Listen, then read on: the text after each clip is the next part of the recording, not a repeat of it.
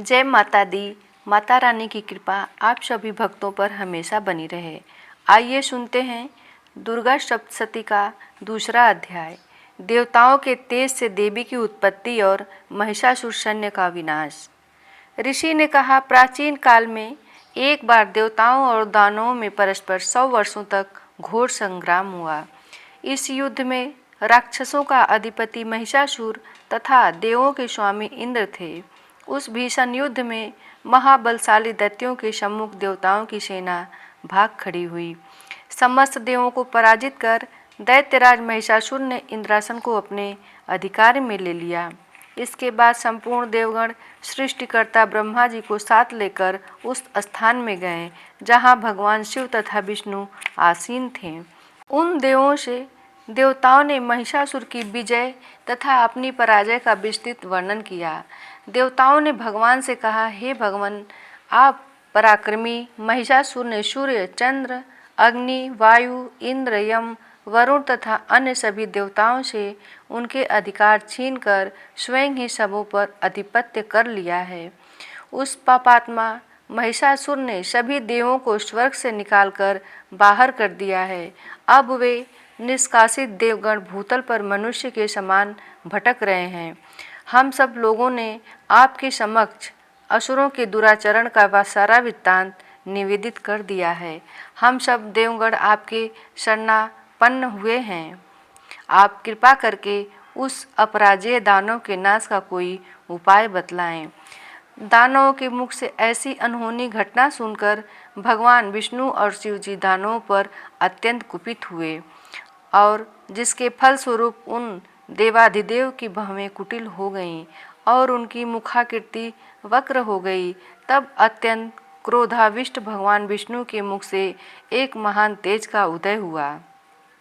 तदंतर ब्रह्मा तथा शिव के शरीर से भी उसी प्रकार का तेज निकला।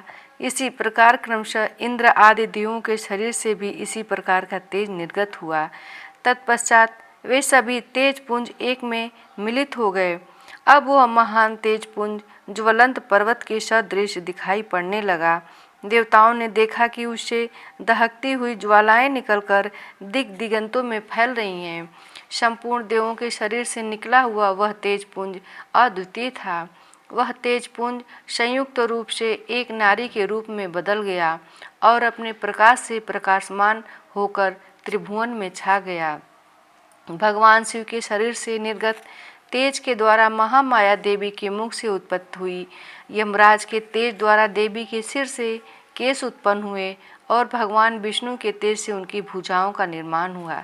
चंद्रमा के तेज से स्तनद्वय, इंद्र के तेज से कटी, वरुण के तेज से जांघ एवं पैरों की पिंडली और पृथ्वी के तेज से नितंब निर्मित हुआ। ब्रह्मा के द्वारा दोनों पैर तथा सूर्य के अंगुलियों का प्राकट्य हुआ। अष्टवसुओं के तेज से हस्तांगुलियां और कुबेर के तेज से नासिका का निर्माण हुआ। प्रजापति के तेज से दंत पंक्ति तथा अग्नि के तेज से त्रिनेत्रों का प्रादुर्भाव हुआ। संध्या के तेज से दोनों भौमें और वायु के तेज से कान उत्पन्न हुए। इसी प्रकार अन्य सभी देवों के मिलित तेज से देवी के संपूर्ण अवयवों का निर्माण हुआ। समग्र देवों के संयुक्त तेज से प्रकट हुई उस देवी की मूर्ति देखकर महिषासुर द्वारा शत्रस्त्र देवगण अत्यंत प्रमुदित हुए। भगवान शिव ने अपने विशिष्ट अस्त्र शूल में से एक शूल देवी को अर्पण किया। भगवान विष्णु ने अपने चक्र की सहायता से नवीन चक्र का निर्माण कर देवी को दिया। वरुण देव ने शंख, अग्निदेव ने शक्ति, वायु ने धनुष बाण से पूरी 2 तरकस उन्हें प्रदान किया। देवराज इंद्र ने अपने वज्र द्वारा निर्मित वैसा ही एक वज्र तथा ऐरावत हाथी से एक घंटा उतारकर अर्पित किया। यमराज ने कालदंड से प्रादुर्भूत दंड, वरुण ने 5, प्रजापति ने अष्टफिक की माला और सृष्टिकर्ता ब्रह्मा जी ने अपना कमंडलू देवी को अर्पित किया। सूर्य देव ने अपनी संपूर्ण किरणों का तेज देवी के समस्त रोमकूपों में भर दिया। काल ने उन्हें अपनी देदीप्यमान तलवार और ढाल दे डाली। क्षीर सागर ने उज्ज्वल हार, कभी मलिन न होने वाले 2 दिव्य वस्त्र, दिव्य चूड़ामणि, 2 कुंडल, कड़े, समुज्जल अर्धचंद्र, भुजाओं में धारण करने का केयूर अर्पित किया। दोनों चरणों में धारण करने के लिए निर्मल नूपुर, गले की उत्तम हसूली और सभी अंगुलियों में पहनने के लिए रत्न जड़ित अंगूठियां भी प्रदान की। विश्वकर्मा ने देवी को अपना स्वच्छ परशु दे दिया। इसके साथ ही उन्होंने अनेक प्रकार के वस्त्र और अभेद कवच भी दिए। इन सभी अस्त्रों के अतिरिक्त उन्होंने मस्तक और वक्ष पर धारण करने के लिए सदैव हरी भरी बनी रहने वाली कमलों की माला प्रदान की। सागर ने उन्हें सुंदर पद्म पुष्प दिया और हिमाचल पर्वत ने उनके वाहन के लिए सिंह तथा अनेक रत्न आदि भेंट किए। धनाधिपति कुबेर ने देवी को मधुपूर्ण पात्र अर्पित किया। समस्त ब्रह्मांड के आधारभूत नागराज शेष ने अमूल्य मणियों से पूरित नागहार भेंट किया। इसी प्रकार सभी देवताओं ने अपने अस्त्र शस्त्र तथा रत्न आदि अर्पित करके देवी की आवा भगत की। इसके अनंतर देवी ने उच्च स्वर में अट्टहास करते हुए बारंबार गर्जन किया। उनके गुर गुर्जन से संपूर्ण आकाश प्रकंपित हो गया। उस घोर गर्जन के फलस्वरूप भीषण ध्वनि फैल गई, जिससे त्रैलोक्य भी क्षुब्ध हो गया और सागर भी हिलोरे लेने लगा। भूमंडल में भूकंप उत्पन्न हो गया और सभी पर्वत अपने स्थान से डगमगाकर कांपने लगे। ऐसा देखकर देवों ने हर्षित होकर भगवती सिंहवाहिनी का जयनाद किया। तत्पश्चात ऋषि महर्षियों ने भी देवी की स्तुति नतमस्तक होकर की। सारे विश्व को क्षुब्ध देखकर दानवों ने अपनी संपूर्ण सेनाओं को कवच आदि से सज्जित कर हाथों में आयुधों को लेकर घबराए हुए झटके से उठकर खड़े हो गए। उस समय महिषासुर अत्यधिक कुपित होकर बोल उठा, यह सब क्या हो रहा है। इसके बाद संपूर्ण दानवों से घिरा हुआ महिषासुर देवी की भयंकर गर्जन को लक्ष्य कर उसी दिशा में दौड़ पड़ा। उसने वहां पहुंचकर देखा, वह देवी अपने अनुपम शोभा से त्रैलोक्य को आलोकित कर रही हैं।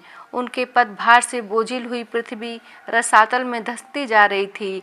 मस्तक किरीट से मानो आकाश में एक रेखा सी खिंची दिख पड़ रही थी तथा वे अपने धनुष की टंकार से पाताल स्थित सप्त लोकों को विक्षुब्ध कर रही थीं। अपनी सहस्र भुजाओं के द्वारा देवी संपूर्ण दिग दिगंतों को आच्छादित करके खड़ी थीं। इसके बाद ही दानवों के साथ देवी का भीषण युद्ध आरंभ हो गया।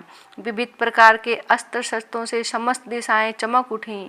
महिषासुर का चिछुर नामक सेनापति महान बलशाली दैत्य था। अब देवी के साथ उस महापराक्रमी दानव चिछुर का युद्ध होने लगा।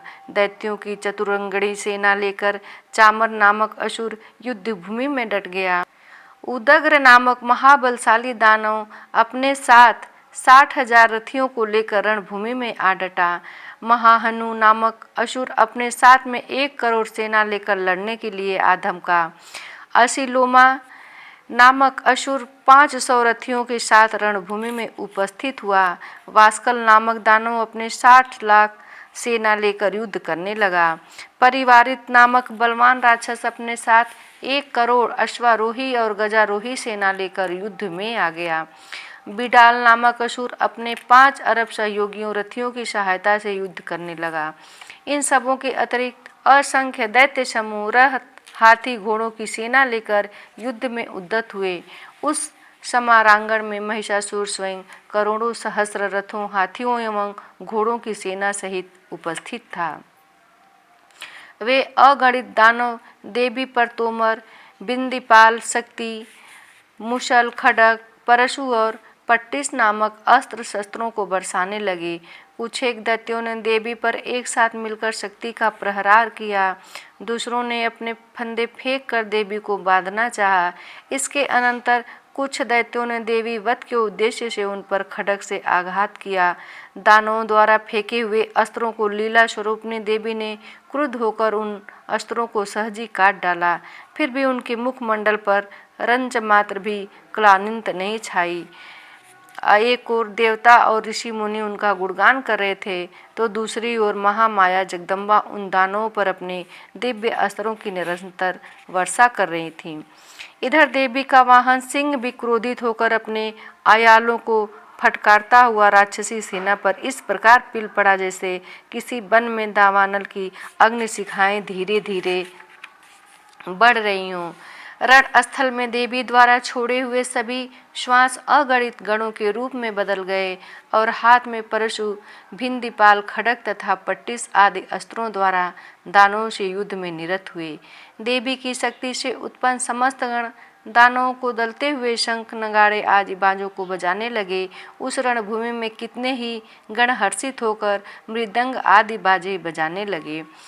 इसी बीच देवी ने त्रिशूल, गदा, तलवार आदि चलाकर तथा शक्ति वर्षण करके सैकड़ों राक्षसों को धराशायी कर दिया। कितने ही राक्षसों को तो घंटे ही कर्कश ध्वनि के द्वारा संज्ञा विहीन कर दिया, मार डाला। देवी ने अपने पास में अनेक राक्षसों को बांधकर भूमि पर घसीटा और कितने ही दानवों को तलवार की पैनी धार से 2 टुकड़ों में काट दिया। कितने ही राक्षस उनकी गदा की मार से भूले लुंठित हो गए तथा कितने ही मूसल के आघात से रक्त वमन करने लगे। वक्ष में शूल बिधने के फलस्वरूप कितने ही दैत्य धरती पर गिरकर छटपटाने लगे। देवी ने इतनी भयंकर वाण वृष्टि की जिससे कितने ही दानवों की कमर टूट गई। अब तक जो राक्षस देवी पर बात की पक्षी की तरह झपट रहे थे वही अब अपने प्राणों को गंवाने लग गए। बहुतों की भुजाएं कटकर तितर बितर हो गईं और बहुतों की गर्दन ही धड़ से अलग जा पड़ी। कितने ही राक्षसों के सिर खंड खंड होकर पृथ्वी पर गिरने लगे तथा कुछ दानवों के शरीर कटकर 2 टुकड़े हो गए। जांग विहीन होकर कितने ही भूमि पर पतित हो गए। देवी ने कितने ही दानवों को बाँह और एक पैर से लंगड़ा बना दिया तथा कितनों की एक आंख फोड़कर उन्हें 2 खंडों में करके मार गिराया। कितने ही दानवों के मुंड कट गए थे, फिर भी वे ही साहस पूर्वक पुनः उठकर खड़े हो जाते थे। कितने ही राक्षस केवल धड़ के सहारे ही अस्त्रों को लेकर लड़ने लगते थे। बाजे की राख पर कितने मुंड विहीन धड़ नृत्य करने लगते थे। राक्षसों के कटे हुए धड़ हाथों में तलवार, शक्ति, ऋषि नामक हथियार लिए रण स्थल में दौड़ते हुए और कितने ही राक्षस ठहरो ठहरो शब्द करते हुए देवी को युद्ध की चुनौती दे रहे थे। जिस स्थान पर यह भीषण संग्राम हुआ वहाँ की भूमि रथ, हाथी, घोड़े और दानवों की लाशों से पट गई थी, जिससे वहाँ गमनागमन की मार्ग अवरुद्ध हो गया था। भारी संख्या में दैत्यों का वध होने से तथा हाथियों और घोड़ों के शरीर से इतना अधिक रक्तपात हुआ कि क्षणमात्र में ही वहाँ की भूमि पर खून की नदियाँ प्रवाहित होने लगीं। जिस प्रकार तृण समूह और काश राशि को प्रज्वलित अग्नि कुछ ही देर में जलाकर भस्म कर देती है, उसी प्रकार जगदम्बा जगजननी ने भी क्षण भर में ही दानवों को उस विशाल सेना का संहार कर डाला।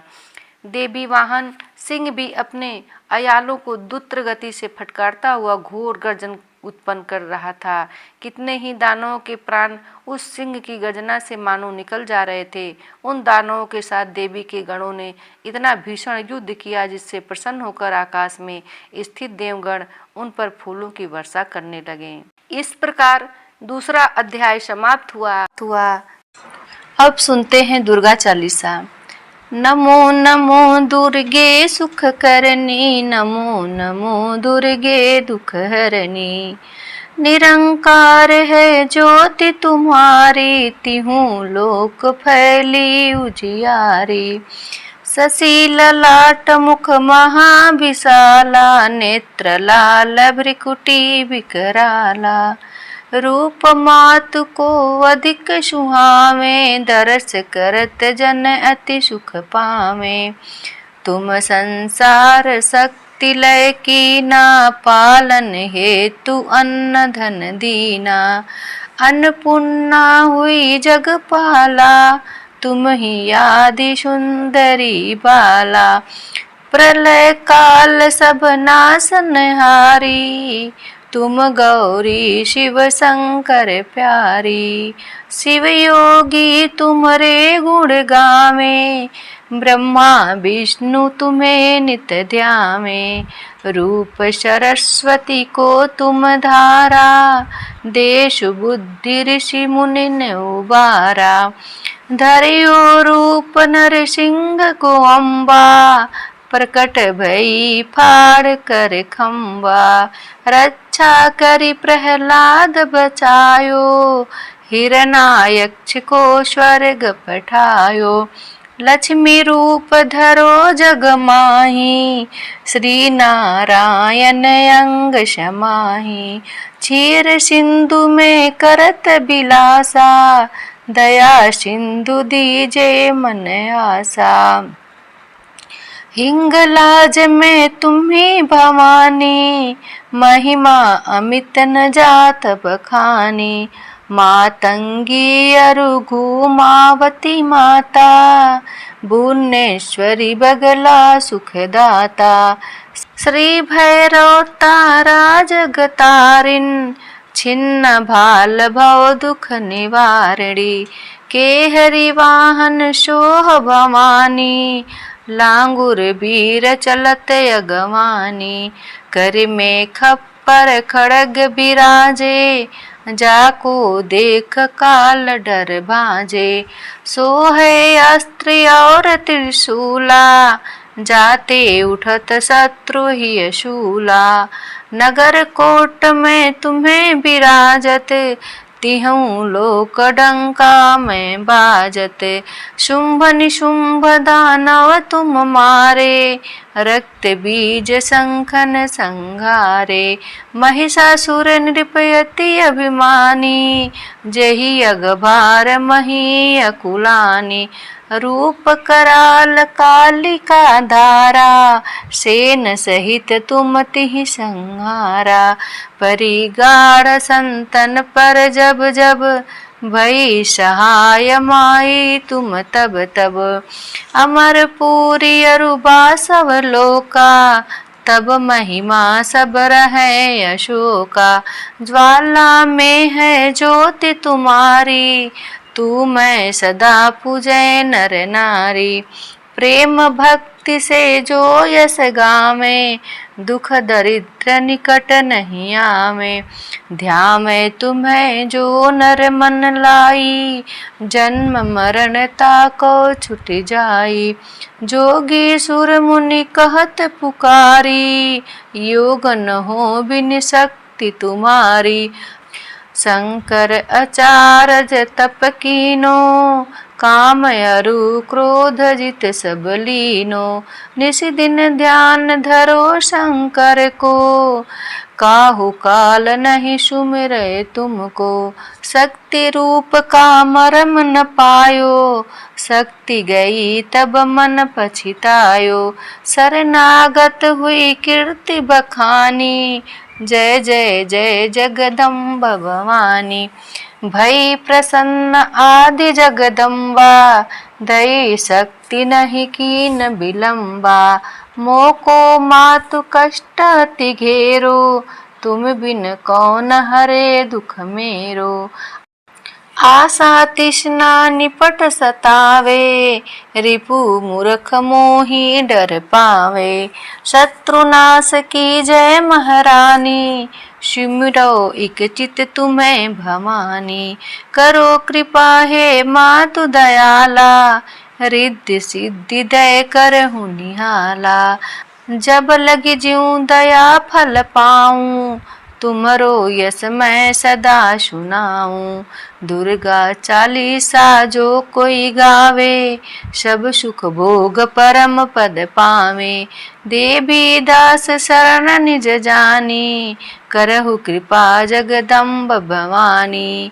एक बार प्रेम से बोलिए दुर्गा मैया की जय हो।